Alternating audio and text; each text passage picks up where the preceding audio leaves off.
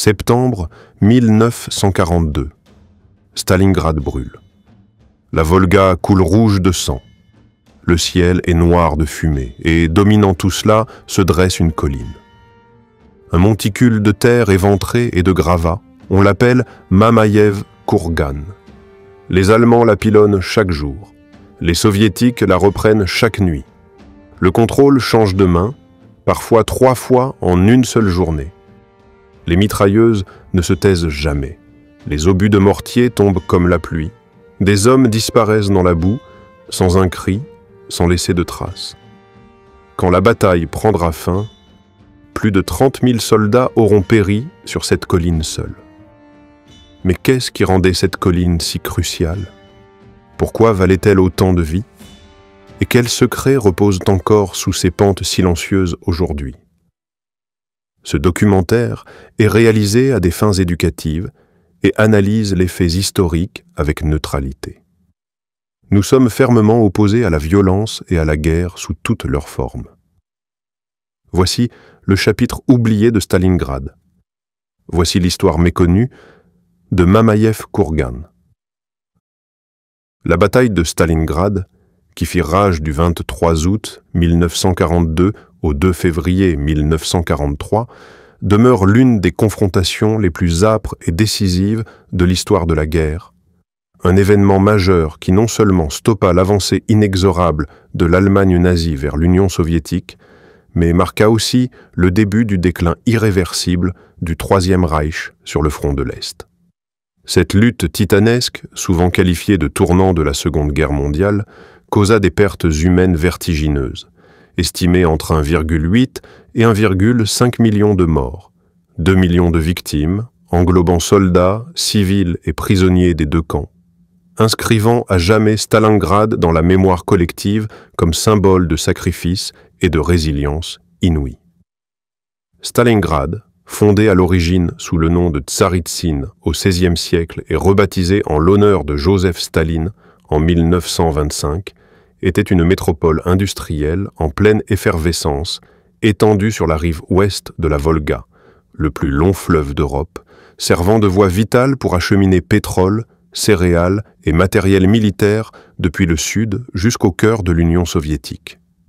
Les grandes usines de la ville, comme l'immense usine de tracteurs Dzerzhinsky, l'arsenal Barikadi et les aciéries Octobre Rouge, tournaient jour et nuit, produisant des chars moyens, T-34, des canons de 76 mm, des lance-roquettes multiples Katyusha et des millions de munitions indispensables pour soutenir l'armée rouge face à l'envahisseur. Pour Adolf Hitler, la prise de Stalingrad dépassait la simple logique militaire. C'était un objectif hautement symbolique. Une ville portant le nom de son ennemi juré, Joseph Staline, dont la chute infligerait un coup psychologique dévastateur au moral soviétique, pouvant briser la volonté de résistance de l'URSS et ouvrir la voie à la domination allemande sur la région du Caucase, riche en ressources, où les immenses gisements pétroliers de Bakou et Maïkop promettaient de ravitailler la Wehrmacht et la Luftwaffe en carburant. Le grand dessein d'Hitler pour l'opération Barbarossa, l'invasion de l'Union soviétique lancée le 22 juin 1941, avait d'abord connu des succès fulgurants. Les divisions blindées allemandes encerclèrent et anéantirent des armées soviétiques entières lors de batailles massives à Minsk, Smolensk et Kiev, capturant des centaines de milliers de prisonniers et progressant profondément en territoire russe. Mais à l'hiver 1940 et en 1942, la situation changea. Un froid glacial, des problèmes logistiques et les contre-offensives soviétiques aux portes de Moscou infligèrent de lourdes pertes aux envahisseurs, forçant Hitler à revoir ses plans pour 1942. L'offensive d'été, baptisée Fall-Blau-K-Bleu, visait à s'emparer des gisements pétroliers du Caucase tout en prenant Stalingrad pour sécuriser le flanc nord. Mais ce double objectif étira les forces allemandes, l'armée du groupe B étant chargée de prendre la ville, tandis que l'armée du groupe A avançait vers le sud. Staline, pleinement conscient de l'importance stratégique et symbolique de la ville, ordonna de la défendre à tout prix, mobilisant des renforts venus de tout l'Empire soviétique et nommant des commandants déterminés pour organiser sa défense. Le 23 août 1942, la Luftwaffe, sous les ordres du général Wolfram von Richthofen, lança une offensive aérienne dévastatrice, l'une des plus intenses de la guerre. Plus de 1000 tonnes de bombes explosives et incendiaires furent larguées en une seule journée, transformant la ville en brasier et fauchant des dizaines de milliers de vies. L'historien Anthony Beevor, dans son ouvrage méticuleusement documenté Stalingrad, le siège fatal, 1942-1403, décrit comment ces bombardements déclenchèrent des tempêtes de feu où la température dépassait les 1000 degrés Celsius. Les rues asphaltées se transformaient en pièges visqueux, les maisons en bois explosaient, et des vents d'ouragan aspirant débris, véhicules et même êtres humains se levaient, causant jusqu'à 70 000 morts civiles et 150 000 blessés en seulement 48 heures. Des survivants racontent que la Volga elle-même brûlait, recouverte de nappes de pétrole en flammes, et que le ciel, saturé de fumée, plongeait la journée dans une nuit artificielle, tandis que des cendres tombaient comme de la neige pendant plusieurs jours. Paradoxalement, cette destruction massive servit les soviétiques, les ruines, amoncellements de béton brisé, fer tordu et bâtiments effondrés créaient un labyrinthe idéal pour la défense où des snipers pouvaient se dissimuler dans les greniers, des mitrailleuses s'installer dans les caves et chaque rue se transformait en embuscade, annulant la supériorité allemande en blindés et en aviation.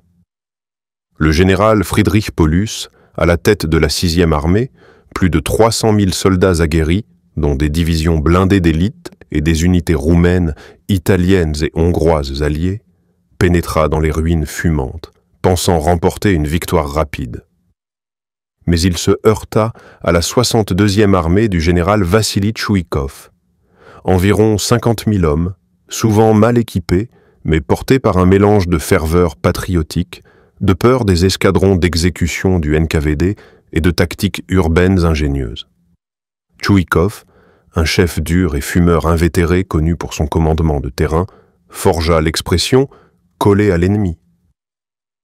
Il exhortait ses troupes à combattre les Allemands à une distance si réduite, parfois à quelques mètres seulement, que les pilotes de la Luftwaffe hésitaient à bombarder, de peur de toucher leurs propres hommes.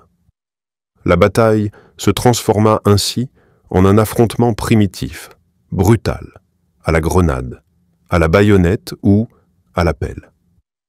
Au cœur de ce champ de bataille se dressait Mamaïev Kourgan, un tumulus de 102 mètres de haut, ancien tertre funéraire, chargé d'histoire et de symboles, portant le nom du prince tatar Mamaï, dont les troupes furent vaincues non loin de là lors de la bataille de Koulikovo en 1380, un événement marquant de l'histoire russe, symbole de résistance face à l'envahisseur. Pendant des siècles, la colline avait été un lieu de pèlerinage, recouverte d'herbes sauvages et offrant une vue panoramique sur les méandres de la Volga, la silhouette industrielle de la ville et l'immensité de la steppe. Mais en 1942, son altitude en faisait un atout militaire inestimable. Celui qui contrôlait Mamaïev Kourgan pouvait y poster des observateurs d'artillerie et des guetteurs avancés, capables de diriger des tirs précis sur l'ensemble du champ de bataille, de frapper les regroupements de troupes ennemies, les dépôts logistiques et les ferries traversant la Volga avec une précision meurtrière, tout en privant l'adversaire du même avantage. L'historien militaire de renom David Glentz, dans ses ouvrages monumentaux comme Armageddon à Stalingrad, septembre à novembre 1942, souligne combien la colline changea de main plus d'une centaine de fois durant la bataille, devenant un microcosme du conflit tout entier, où assauts et contre-assauts féroces rendaient le terrain méconnaissable. Un paysage lunaire dévasté, criblé de cratères assez profonds pour engloutir des blindés, hérissé d'enchevêtrements de barbelés serpentant dans la boue, et parsemé de restes de bunkers et de postes d'observation pulvérisés. Le sol de la colline, autrefois fertile et verdoyant, fut transformée en une boue toxique par les bombardements incessants, contaminée par des munitions non explosées, des restes humains et des résidus chimiques d'engins incendiaires. Les défenseurs soviétiques, tenus par le tristement célèbre ordre numéro 2, 127 de Staline, proclamé le 28 juillet 1942, pas un pas en arrière, et autorisant l'exécution sommaire des lâches ou déserteurs par les détachements de barrage du NKVD, combattaient avec la détermination désespérée de ceux qui savaient que l'échec signifiait non seulement la mort sous les balles allemandes, mais aussi la liquidation possible par les leurs.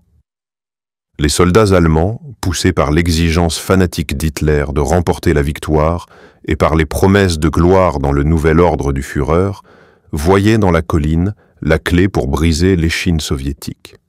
Mais ils sous-estimèrent l'adaptabilité de l'armée rouge et le prix humain exorbitant nécessaire pour tenir un tel terrain. La lutte pour Mamaïev-Kourgan devint ainsi le témoignage de la sauvagerie de la guerre, un lieu où la stratégie croisait la pure endurance, et où le sort de nations entières se jouait au milieu des décombres et des pertes colossales. Des historiens comme Chris Bellamy, dans Absolute War, insistent sur le fait que les prises et reprises répétées de la colline, parfois jusqu'à 8 fois en une seule journée, épuisaient les ressources des deux camps. Les Allemands y engageaient des divisions entières, tandis que les Soviétiques faisaient y traverser sans relâche de nouvelles troupes sur la Volga, pour la reprendre, faisant de ce tertre un symbole de défi inébranlable qui annonçait déjà la victoire soviétique à venir. Les raids quotidiens de la Luftwaffe et l'artillerie allemande transformaient la colline en enfer, les Stukas hurlant dans le ciel et les obus tombant comme une grêle apocalyptique. Et pourtant, les troupes soviétiques s'accrochaient à leur position avec une détermination farouche, renforcée par des traversées nocturnes de la Volga, à l'abri de l'obscurité. Cette défense acharnée épuisa non seulement les forces allemandes, mais offrit aussi au haut commandement soviétique le temps précieux de préparer une contre-offensive massive, faisant de Mamaïev-Kourgan un symbole capital de résistance, contribuant à inverser le cours de la Seconde Guerre mondiale, de l'Axe vers les Alliés. Pour mesurer pleinement le rôle de la colline, il faut considérer sa transformation. En octobre, ce promontoire autrefois couvert d'herbe était réduit à une surface nue, criblée de cratères, atteignant parfois 10 mètres de profondeur. Les fouilles, menées après la bataille, révélèrent des couches si denses de bombes non explosées et d'éclats d'obus que le sol resta dangereux pendant des décennies. La lutte pour la colline ne fut pas qu'un engagement militaire, mais un drame profondément humain, où se mêlaient histoires de courage, de peur et de tragédie, sur fond de guerre totale, révélant le prix personnel derrière la grande fresque historique. Pour en saisir toutes les sens, nous faisons appel à une riche galerie de personnages, figures historiques réelles et personnages composites inspirés de récits authentiques, tirés de journaux intimes, de lettres, de mémoires et de témoignages oraux, qui redonnent vie au chaos de la colline avec une intensité saisissante. Le général Vassili Ivanovitch Tchouikov, 42 ans, commandant de la 62e armée, était un vétéran marqué par les combats dont le leadership incarna la défiance soviétique. Né en 1900 dans une famille paysanne, il rejoignit l'armée rouge pendant la guerre civile russe, gravissant les échelons au fil de campagne, comme la guerre soviéto-polonaise et la guerre d'hiver contre la Finlande, où il perfectionna ses compétences en défense. À Stalingrad, Tchouikov installa son poste de commandement dans un abri creusé à flanc de falaise sur la Volga, si proche du front que des snipers allemands tirèrent un jour sur sa table de cartes.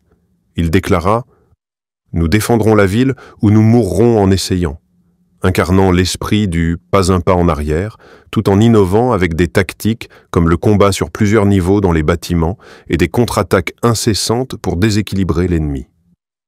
Son homologue, le général Friedrich Wilhelm Ernst Paulus, 52 ans, aristocrate prussien et officier d'état-major au tempérament posé et méthodique, avait participé à la planification de l'invasion de la France en 1940 mais manquait d'expérience directe au combat. Sa nomination à la tête de la 6e armée fut un pari d'Hitler. Au fil des semaines, Ces lettres révélèrent une inquiétude croissante. Dans l'une, il nota « Les Russes se battent comme des bêtes sauvages », illustrant combien il avait sous-estimé la ténacité soviétique. Côté soviétique, le fantassin Ivan Volkov représente les innombrables jeunes conscrits. Personnages composites inspirés de témoignages, comme ceux de la route de Stalingrad, de Mansour Abdouline, Volkov était un jeune sibérien de 20 ans. Enrôlé en 1941, formé à la hâte et transporté sur la Volga en septembre 1942 au milieu des explosions, ses mains tremblantes serrant un fusil Mosin Nagant alors qu'il creusait des tranchées sur les pentes, écrivant dans son journal « La terre tremble, les camarades tombent, mais nous tenons pour la mère patrie ». L'infanteriste allemand Hans Müller, inspiré de lettres anonymes publiées dans Dernières lettres de Stalingrad, avait 24 ans, originaire de Hambourg. Ancien étudiant mobilisé dans la 76e division d'infanterie, il monta à l'assaut de Mamaïev-Kourgan avec confiance, persuadé par la propagande sur l'infériorité slave, mais écrivit bientôt « Cette colline est un cimetière. Nous montons et redescendons dans le sang. » La tireuse d'élite soviétique Anna Petrova incarne la précision mortelle de femmes comme Rosa Tchanina ou Lyudmila Pavlichenko. À 19 ans, issue d'une ferme ukrainienne bombardée, formée au camouflage et au tir, elle se posta dans les ruines de la colline avec un Mosin Nagant équipé d'une lunette, vengeant sa famille en ciblant des officiers allemands. J'ai attendu des heures dans le froid, souffle calme. Chaque tir un pas vers la victoire. La civile Maria Sokolova symbolise l'esprit indomptable des habitants de Stalingrad. Ouvrière d'usine et mère de famille de 32 ans, inspirée par des récits comme Une femme à Berlin et des archives locales, elle se réfugia dans les égouts près de la colline, cherchant de la nourriture dans les ruines et transportant clandestinement des munitions aux défenseurs, murmurant à son enfant « Nous devons survivre à ce cauchemar pour un avenir meilleur ». Citons encore le sergent Yakov Pavlov, qui transforma un immeuble de 4 étages près de la colline en « Maison Pavlov », la défendant 58 jours avec 24 hommes contre chars et fantassins, grâce à des mines, des mitrailleuses et des cocktails Molotov, exploit devenu une légende de propagande galvanisant le front. Le lieutenant Rubén Ruiz Ibarruri, fils de l'icône communiste espagnole Dolores La Pasionaria Ibarruri, commandait une section de mitrailleuses sur Mamaïev-Kourgan et mourut en tête d'assaut le 3 septembre 1942, lançant « En avant, camarades !» avant de tomber sous les balles, symbole de la solidarité internationale pour la cause soviétique. Vassili Grossman, journaliste soviétique et auteur de Vie et Destin, visita le front et décrivit la colline dans ses carnets comme une pyramide de douleur, où les héros se forgent dans le feu, saisissant l'horreur poétique à travers ses observations du quotidien des soldats. Dans les airs, la colonelle Lyudmila Litviak, l'une des sorcières de la nuit du 588e régiment de bombardement nocturne, effectua des sorties audacieuses au-dessus de la colline, larguant ses bombes depuis un biplan Polikarpov-Po 2 dans l'obscurité totale, ses approches silencieuses semant la terreur dans les positions allemandes et soutenant les troupes au sol. Côté allemand, le général de division Friedrich von Witzleben déplora dans ses rapports après l'action la défense russe fanatique qui coûta des milliers d'hommes à son unité, soulignant la frustration des officiers de la Wehrmacht face à un adversaire refusant de céder. Autre figure poignante, le soldat Wilhelm Hoffmann, dont les journaux conservés dans les archives détaillent le désespoir sur la colline. Notre bataillon n'a plus que 40 hommes. Les Russes reviennent sans cesse comme des fantômes surgis des ruines.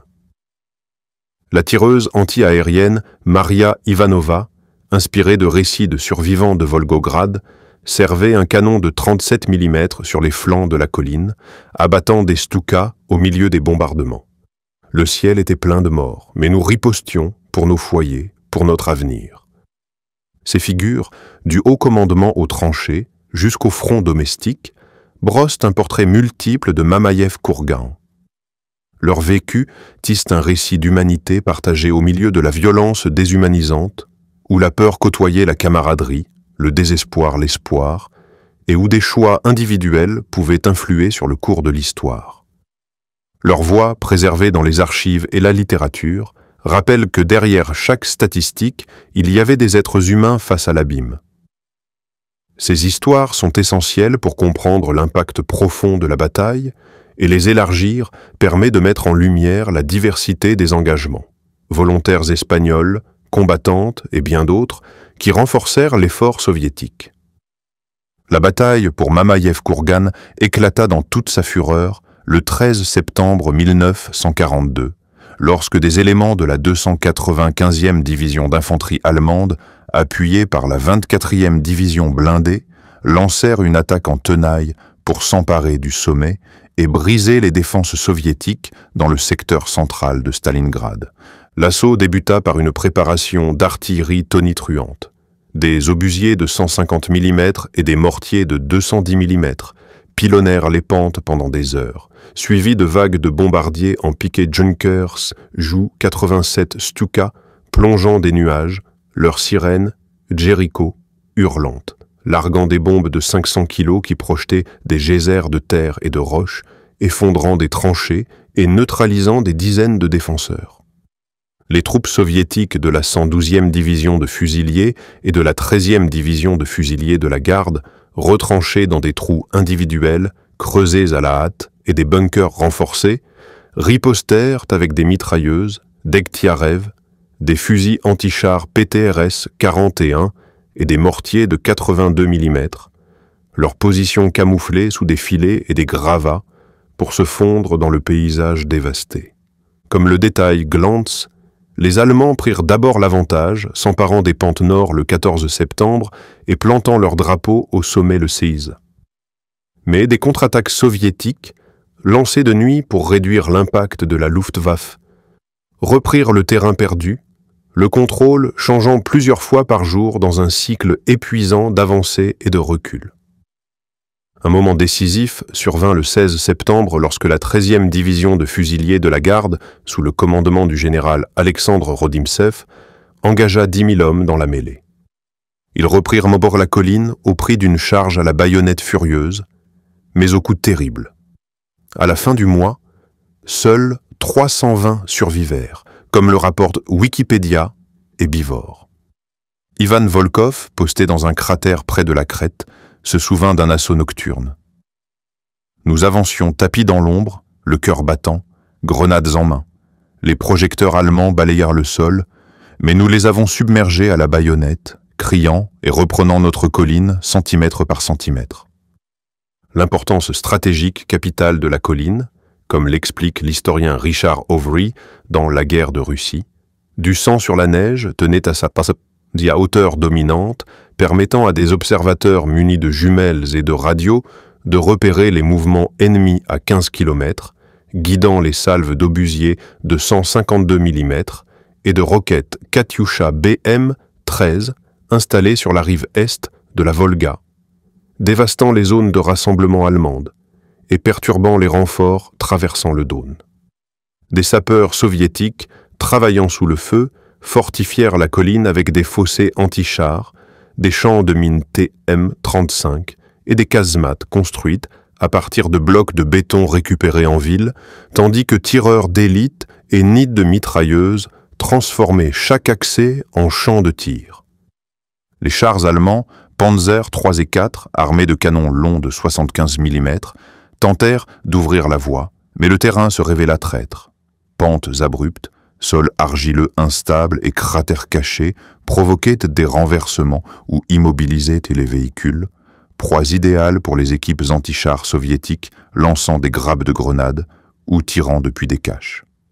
Hans Müller, avançant avec sa section, décrivit l'horreur dans une lettre. Nous progressions derrière les panzers, mais ils s'enfonçaient dans la boue, explosant sous les cocktails Molotov. Puis vinrent les snipers nous fauchant un à un. Dans Survivant de Stalingrad de Reinhold Busch, un soldat témoigna « La colline était un défi constant. Nous prenions le sommet, mais les Russes revenaient comme des fourmis, leurs cris résonnant dans la nuit. » Les tireurs d'élite comme Anna Petrova excellaient dans ce chaos, utilisant les reliefs et les décombres pour se dissimuler, inspiré de tireurs ayant accumulé des centaines de victimes, Petrova restait couchée des jours durant, la lunette fouillant le terrain. La patience était mon allié. J'ignorais le froid, la faim, concentré sur la casquette d'un officier, pressait la détente et le chaos éclatait en bas. Fin septembre, la colline n'était plus qu'une fosse commune à ciel ouvert, avec 8 000 à 10 000 corps, soviétiques et allemands, éparpillés sur ces 200 000 mètres carrés, beaucoup non enterrés, en décomposition, provoquant des épidémies de dysenterie et de typhus qui affaiblissaient les deux camps. Des civils comme Maria Sokolova, réfugiés dans des abris de fortune au pied de la colline, bravaient le danger pour soutenir les combattants. Des témoignages du musée de Volgograd et du National W3 Museum racontent grandement comment des femmes comme elle sortaient au crépuscule pour puiser de l'eau dans les cratères ou transmettre des messages à travers les champs de mines. Sokolova se souvenait « Les explosions ne cessaient jamais, mais je pensais à ma fille. Son avenir dépendait de la défense de ce tertre. » Au début d'octobre, les combats redoublèrent d'intensité. Le général Paulus engagea davantage de réserves, dont la 14e division blindée, pour s'emparer définitivement de la colline, lançant jusqu'à 15 assauts par jour, chacun précédé de frappes de Stukas et d'équipes lance-flammes incendiant les positions soviétiques. L'historien Chris Bellamy, dans Absolute War, souligne comment l'adaptabilité soviétique renversa la situation avec les groupes d'assaut de Tchouikov, unités d'élite armées de pistolets mitrailleurs, PPSH-41 et de charges explosives, menant des raids éclairs qui empêchaient les Allemands de se consolider. Parmi les épisodes marquants, les combats acharnés autour des châteaux d'eau et des tranchées de communication le 2 octobre, où les Soviétiques repoussèrent une offensive massive. Les pentes étaient si jonchées de cadavres que les soldats les utilisaient comme sacs de sable, comme le note Glantz. La Luftwaffe intensifia ses opérations, déployant des bombardiers moyens Heinkel E-111 et Junkers Ju-88, larguant des bombes incendiaires en grappe, incendiant les derniers lambeaux de végétation et emplissant l'air d'une fumée âcre, réduisant la visibilité à quelques mètres. En réponse, les canons anti-aériens soviétiques de 37 mm et 85 mm, servis par des unités comme le 1077e régiment anti-aérien, composé en grande partie de jeunes femmes, balayèrent le ciel, abattant plus de 50 appareils en octobre, leurs carcasses en flammes s'écrasant sur les pentes et ajoutant à la destruction. Les légendaires « sorcières de la nuit » du 588e régiment de bombardement nocturne, pilotes toutes féminines aux commandes de biplan Polikarpov, peau de vétuste, effectuèrent de périlleuses sorties à basse altitude au-dessus de Mamaïev-Kourgan, coupant leurs moteurs pour planer silencieusement avant de larguer des bombes de 100 kg sur les tranchées allemandes, privant de sommeil des troupes épuisées. Nadejda Popova, qui accomplit 852 missions, dira plus tard « Vue d'en haut, la colline ressemblait à un volcan. Nos bombes étaient des étincelles de vengeance pour nos morts. Le combat rapproché dominait, les tranchées devenant des arènes où l'on se battait à la pelle et où des duels opposaient tireurs d'élite ou soldats pour un simple trou d'eau. Un épisode marquant, le 22 octobre, vit une compagnie soviétique menée par le capitaine Rouben Ibarouri reprendre un bunker après 3 heures de bataille à la grenade, pour le perdre aussitôt sous un contre-feu qui lui coûta la vie. Des récits de The Lighthouse of Stalingrad de Ian McGregor décrivent des scènes similaires près du silo à grains où les combats débordaient sur la colline, pièce par pièce dans les ruines, l'air saturé de poussière et de cris. Fin octobre, la colline n'était plus qu'un désert désolé, sa couche arable arrachée par les explosions, ses puits pollués par les débris et l'air imprégné d'odeurs de décomposition, de poudre et de fumée. Les défenseurs soviétiques, coupés des ravitaillements réguliers, rationnaient leurs munitions et survivaient avec des conserves allemandes capturées ou de la viande de cheval bouillie dans des casques. Leur corps souffrait de malnutrition, de gelure alors que la température chutait sous 0 et de la tension psychologique causée par les bombardements incessants menant au syndrome du bombardement. Une résignation engourdie face au destin. Les troupes allemandes enduraient les mêmes misères, convois de ravitaillement harcelés par les partisans, pénurie de carburant, de nourriture et de vêtements d'hiver, beaucoup pillant les cadavres pour récupérer bottes ou gants. Cette usure implacable résumait Stalingrad. Une bataille non de manœuvre grandiose, mais de volonté, où Mamaïev-Kourgan se dressait comme le creuset ultime, forgeant la victoire par l'endurance seule. Bellamy soutient que la défense de la colline devint un cri de ralliement qui propulsa l'armée rouge en avant. Lors que la lutte pour Mamaïev-Kourgan se prolongeait en novembre, elle se lia de façon indissociable à l'ensemble de la campagne de Stalingrad, une guerre d'usure qui épuisa les deux armées en hommes et en matériel, préparant le terrain à l'un des plus grands retournements de l'histoire. La 6e armée allemande, désormais empêtrée dans les ruines de la ville, avait perdu plus de 100 000 hommes à la mi-octobre. Ces divisions, réduites à la moitié de leur effectif, dépendaient de lignes d'approvisionnement étirées sur 1500 km depuis l'Allemagne, vulnérables aux partisans soviétiques qui sabotaient les voies ferrées et attaquaient puis les camions, retardant l'acheminement de munitions et de carburant. L'obsession monomaniaque d'Hitler pour la prise de Stalingrad, et particulièrement de Mamaïev-Kourgan, provoqua des erreurs stratégiques. Il détourna des escadrilles de la Luftwaffe, initialement destinées à soutenir l'avancée vers le Caucase, pour bombarder la colline, privant ainsi le groupe d'armée A de couverture aérienne et permettant aux forces soviétiques de se réorganiser dans le sud.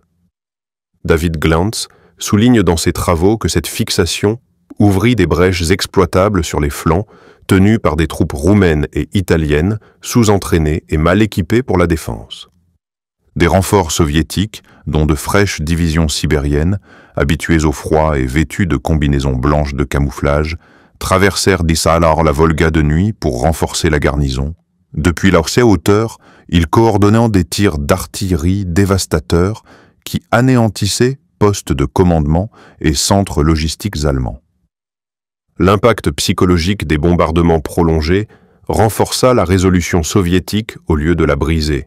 Des soldats comme Volkov racontaient des instants de camaraderie dans les tranchées, chantant des hymnes patriotiques dans les rares accalmies, tandis que des civils comme Sokolova organisaient des réseaux clandestins de soins, pansant les blessures avec des linges bouillis et récupérant de la morphine sur les corps de médecins tombés au combat. La pression mentale était extrême. Les soviétiques développèrent la peur du Stuka, une réaction pavlovienne au hurlement des bombardiers en piqué qui semait parfois la panique, tandis que les Allemands vivaient dans la hantise de snipers fantômes, persuadés que chaque ombre cachait une tireuse comme Petrova, dont les coups confirmés désorganisaient des sections entières. Les conditions implacables de la colline aggravaient tout. Pluie glaciale transformant les cratères en mares gelées, vent soulevant poussière et gravats, et décomposition omniprésente favorisant poux et gangrène. Les notes de Volkov devenaient poignantes. Nous mangeons la neige pour boire, rêvons de pain. La colline est notre monde, étroit et cruel, mais nous la défendons comme notre maison. Müller, dans ses dernières lettres, écrivait sa désillusion. Aucune gloire ici, seulement la boue et la misère. Mes amis gèlent à mes côtés, leur dernier souffle se perd dans l'air froid. Le rôle de Petrova évolua, formant de jeunes tireurs à l'art de l'immobilité, sa philosophie simple. Deviens les ruines, frappe comme l'éclair, chaque fasciste à terre, sauve 10 camarades. Même les enfants participaient. La fille de Sokolova, comme bien d'autres, fils du régiment, portait des messages jusqu'aux pentes, esquivant les balles avec l'agilité de l'enfance, contraste saisissant avec l'horreur ambiante. Début novembre, les Allemands contrôlaient environ 60% de la colline, mais ne parvenaient pas à éradiquer les poches soviétiques. Le moral se fissurait, les rations tombaient à 200 grammes de pain par jour, et les pertes s'accumulaient par l'usure et la maladie. Pendant ce temps, les généraux soviétiques Gueorgui Zhukov et Alexandre Vassilevski préparaient l'opération Uranus, une double manœuvre d'encerclement magistral impliquant plus d'1 million d'hommes, 1500 chars et 1400 avions, masqués par de fausses communications radio et des positions factices. Lancé le 19 novembre sous une tempête de neige aveuglante, Uranus balaya la 3e et la 4e armée roumaine sur les flancs. Les chars T-34 traversèrent la steppe gelée pour rejoindre Kalach le 23 novembre, enfermant 290 000 soldats de l'Axe dans une poche de 40 km de large, dont une grande partie de la 6e armée. Depuis Mamaïev-Kourgan, les observateurs soviétiques guidaient des tirs dans le Kessel, chaudron, frappant les unités encerclées avec des canons de 122 mm et des roquettes, tandis que les canons anti-aériens des pentes ciblaient les vols de ravitaillement allemands. Le refus d'Hitler d'ordonner une percée, préférant le approvisionnement par les airs, promis par Göring, fut désastreux. La Luftwaffe, freinée par le mauvais temps et les chasseurs soviétiques Yak-9, ne livra que 94 tonnes par jour, bien loin des 700 nécessaires, condamnant les assiégés à 100 grammes de pain et à une soupe de cheval. Volkov se réjouissait.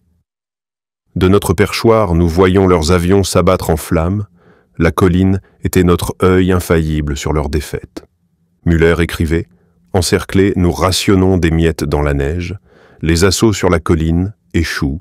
Les soviétiques sont durs comme le fer. » À mesure que la poche rétrécissait sous les opérations Petit Saturne et Anneau, les tentatives de secours du maréchal Erich von Manstein échouèrent à 48 km de la ville, stoppés par les renforts soviétiques.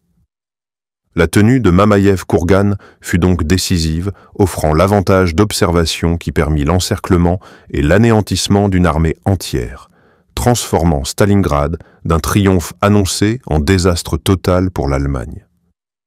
Bellamy note que la défense de la colline devint un cri de ralliement qui propulsa l'armée rouge en avant. En janvier 1943, la 6e armée, jadis redoutable, n'était plus qu'une ombre.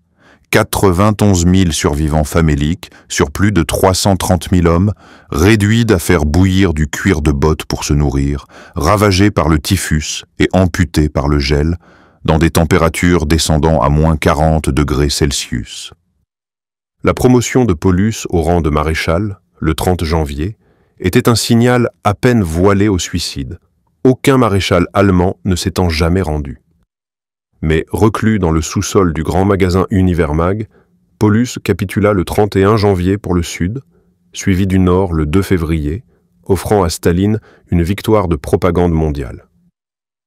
Sur les prisonniers emmenés en captivité, seuls environ 5000 revinrent après des années dans les goulags soviétiques, les autres succombant au travail forcé, à la faim et aux maladies dans les camps sibériens. Richard Overy attribue à la défense de Mamaïev-Kourgan la supériorité de feu soviétique. La conservation de la colline permit à Tchouikov d'épuiser les Allemands, transformant Stalingrad en obsession fatale pour Hitler. Les pentes, ensevelies sous la neige et environ 35 000 morts, devinrent un mausolée gelé, les corps empilés comme du bois pour des inhumations ultérieures, leur sang mêlé imprégnant la terre, et aujourd'hui encore, munitions non explosées et restes humains y sont découverts.